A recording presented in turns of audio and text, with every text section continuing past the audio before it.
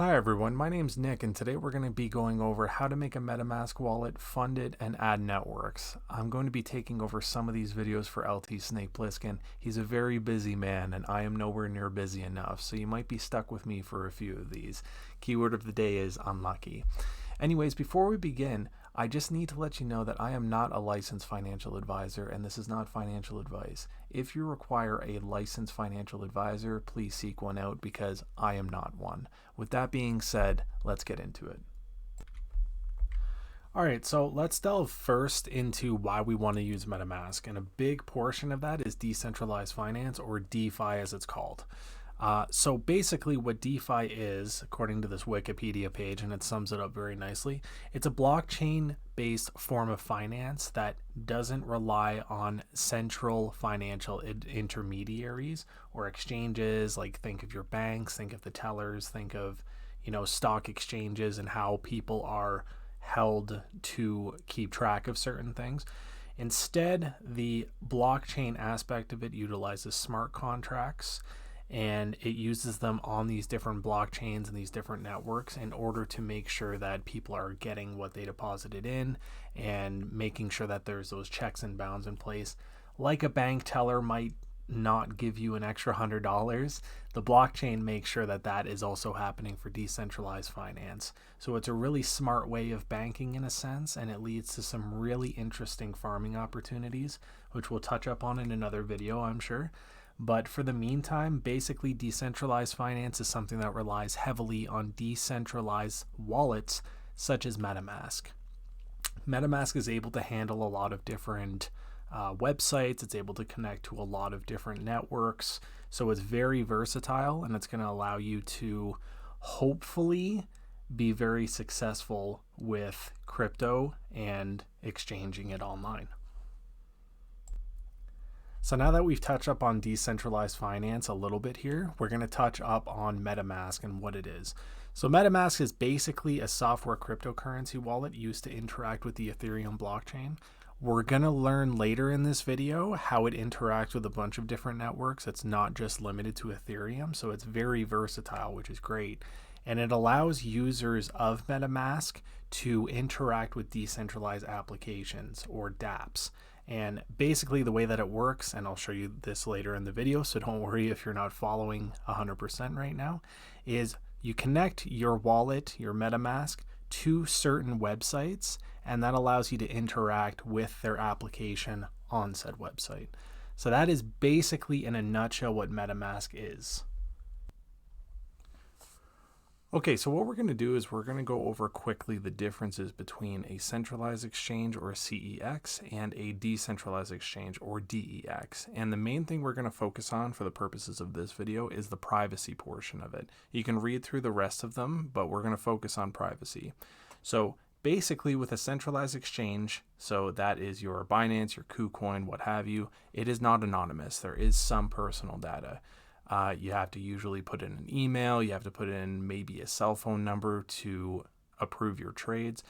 With a decentralized exchange, so that is your Uniswap, your PancakeSwap, your Balancer, it is anonymous. There is only a wallet tied to nothing. It's basically an address. And you're going to see that later on when we make our MetaMask wallet. So that's the main difference when it comes to privacy. And a lot of people, including myself, love the extra privacy. So what we're going to do now is we're going to go to the MetaMask website and download our wallet. So what you want to do is type in metamask.io, as I have right here. There are some fake websites, so you want to make sure to steer clear of that. Now the download button is up here. It should auto-populate with whatever browser that you have. In my case, it's installed MetaMask for Brave. It is the exact same on Google Chrome though, so no worries. So we're going to go ahead and install. It'll pop up on the Chrome Web Store, and what you want to do is make sure again that it reads metamask.io, and also check out the amount of users that it has. This one has 9 million, so it's pretty tried and tested by a lot of people. So we're going to go ahead and add this to Brave, and once you get this pop-up, add extension, and then you're going to give that a few seconds to install on the browser itself. Okay, so now that it's popped up in its own little window here, it's going to say welcome to MetaMask, and you're going to get started.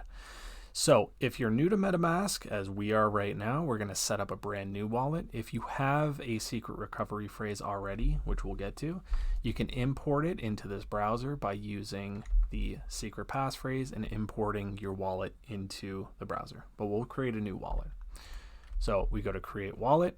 Help us improve MetaMask. I always select no thanks. I don't want them collecting info. So we're going to create a password now.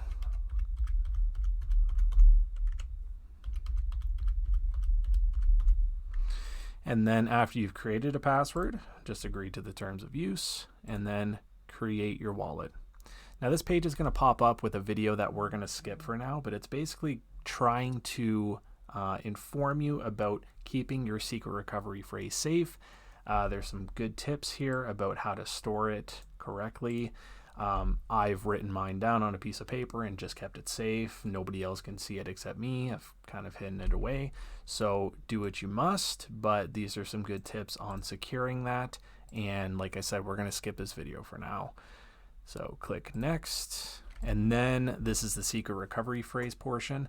So basically what happens here is that you click in this box here and it's going to reveal those 12 words, which is your secret seed phrase. And you have to keep this safe. You have to write it down because it's going to test your knowledge of it in the next section. So I'm going to go ahead and write these down and then I'll be right back. All right, so welcome back. What it should have asked you to do after you revealed the secret security phrase and click next was it makes you put them in order to make sure that you actually know what those words are, which is a great system, I think. And then after that, you're going to see a screen like this that says, congratulations, you passed the test and keep the secret recovery phrase safe. Very good tip. So you're going to click all done here, and then it might tell you what's new, maybe not. But you're going to be stuck at this page, which is the ETH mainnet. It is usually what the default thing is for MetaMask. We're going to change stuff around a little bit, and we're going to add some networks in just 1 second. All right, so what we're going to do now is we're going to go to a website which actually can add networks to the wallet automatically, so we're not manually inputting things. It's quite a bit easier. That way we can interact with other chains like Avalanche, Binance Smart Chain, all of that fun stuff. So where we want to go is chainlist.org, as I have it typed up here. So once we go there, we're going to be able to connect our wallet, and I'll show you how to use this website. It is super easy, but the first thing we're going to do is connect our brand new wallet that we have here. So connect with MetaMask, we'll click next, and then connect to our account, which we just made, and connect. So we can see up here that our wallet is now connected to the website. And what we're going to do now is we're going to search out some well-known networks and then we can add them to the wallet. So first up is Avalanche mainnet. I typed in AVAX up there. So what you can do is click add to MetaMask. And what it's going to do is that it's going to say, allow this site to add a network. We trust chainlist.org. It's great. So we're going to approve this new network URL, the chain ID, network name, blah, blah, blah, blah. So we're going to hit approve. And then why not? We'll switch the network while we're here.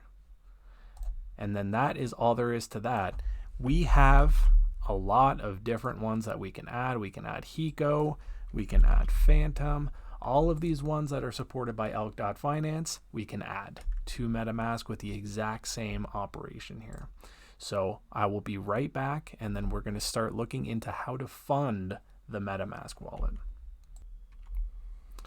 Okay, so we've made it this far. Now we're going to get to the good stuff, which is actually funding the MetaMask wallet. And we're going to do that through a Binance account. A lot of centralized exchanges have the exact same layout, so we're going to assume that it's not going to differentiate too much.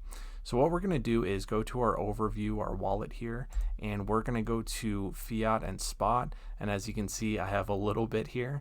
So the process is you're going to see what you want to withdraw to your wallet. You're going to click on withdraw. And in this case, we're going to withdraw some BNB to my wallet. So what I'm going to do is I'm going to first go to my MetaMask account, which we just made, and I'm going to type in my password and log in here. And basically what you're going to want to do is copy this address up here to your clipboard. So you're going to copy this, and then you are going to paste it into the withdrawal address. Now it auto-populates here, which is nice, and it recognizes it as a BEP20 address, so the Binance Smart Chain. And then you're going to enter in how much you want to withdraw. So if you bought crypto on Binance and then you want to withdraw it to your MetaMask, it's the same process. You have one wallet and you have one address that you want to withdraw to. So you put in your amount, your 0.02, let's say, and then you can withdraw after there's a little bit of a network fee, which is expected. Now, if you are looking at another cryptocurrency, if you're looking at if I had any Ethereum, it's basically the same, except what you're going to want to do is make sure that your network is correct. So in the case of Ethereum, it would say ERC20 down here, so you'd want to select that. And that is honestly about it when it comes to withdrawing from a centralized exchange. Super easy, and that is how you fund your MetaMask wallet.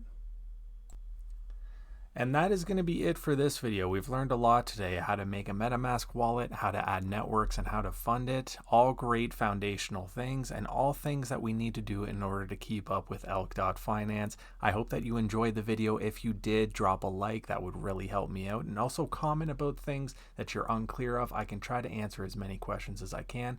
And as always, Elk Team, thank you very much.